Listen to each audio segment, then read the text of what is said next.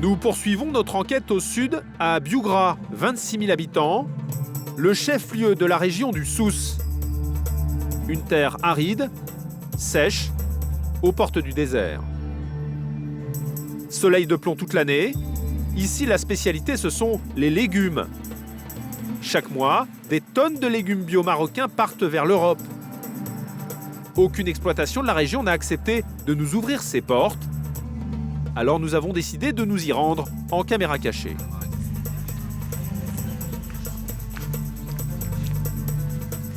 Bonjour. Bonjour. On cherche une ferme comme ça qui fait du bio. Oui, Tout ça, c'est bio. oui. Nous nous faisons passer pour des acheteurs potentiels. Le responsable de l'exploitation nous explique alors ses tarifs. Manifestement, il exporte bien vers la France. Perpignan.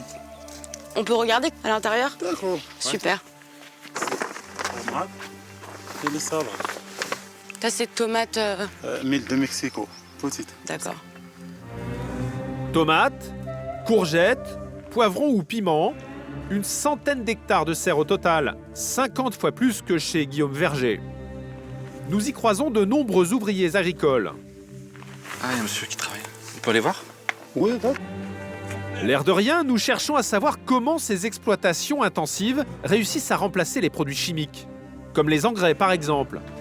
Il faudrait ici des tonnes de fumier comme celui qu'utilise Guillaume Verger. C'est quoi comme engrais? Vous savez pas? Ouais, vous savez pas. Non, c'est... Pas de réponse pour les engrais, alors nous nous intéressons aux insectes ravageurs, pucerons et autres nuisibles que notre maraîcher français combat avec ses coccinelles. Cette fois, la réponse est à nos pieds. C'est quoi ce qu'il y a le rond là? Jaune fluo. soufre mouillable. Soufre. Bio, soufre. D'accord. Du soufre, dans une autre serre, un sac entier est encore sur place. Soufre. Soufre trituré et ventilé.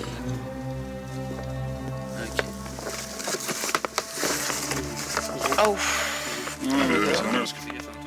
Le soufre est autorisé en bio, y compris en France. Très efficace, il élimine les ravageurs et les champignons. Mais c'est un produit hautement toxique. Le Code du travail français prévoit que les ouvriers doivent mettre des gants et des protections avant de l'utiliser.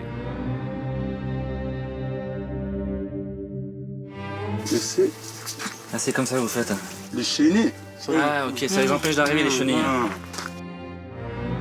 Sur l'emballage d'un produit français identique, voici la dose prescrite. 20 kg par an et par hectare pour une serre de concombre comme celle-ci. Sur ce point, nous avons interrogé un spécialiste de l'agriculture biologique. Daniel Izard, qui toute l'année conseille des producteurs bio. Il est formel, dépasser ces doses peut causer de graves dégâts sur l'environnement.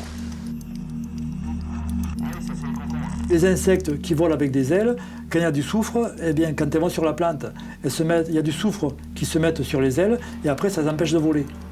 Et si on en met en quantité inconsidérée, incontrôlée et de façon fréquente, le sol, petit à petit, au fil du temps, va perdre de sa fertilité. Voilà pourquoi, selon ce spécialiste, les maraîchers bio dépassent rarement 6 applications de soufre par an. Et Ok. vous en mettez combien? Vous en Tous mettez- les jours? Non, non. Non? Un mois, bon, comme ça. Un mois? Tous les mois? Et les mois. Et les mois. Et les mois. D'accord, ouais. Chaque mois un petit peu. Chaque mois un petit peu. Du soufre une fois par mois, a priori 2 fois plus que la limite prescrite. Mais l'employé reste assez vague, alors difficile de savoir si les pratiques de cette exploitation sont conformes aux règles strictes du bio.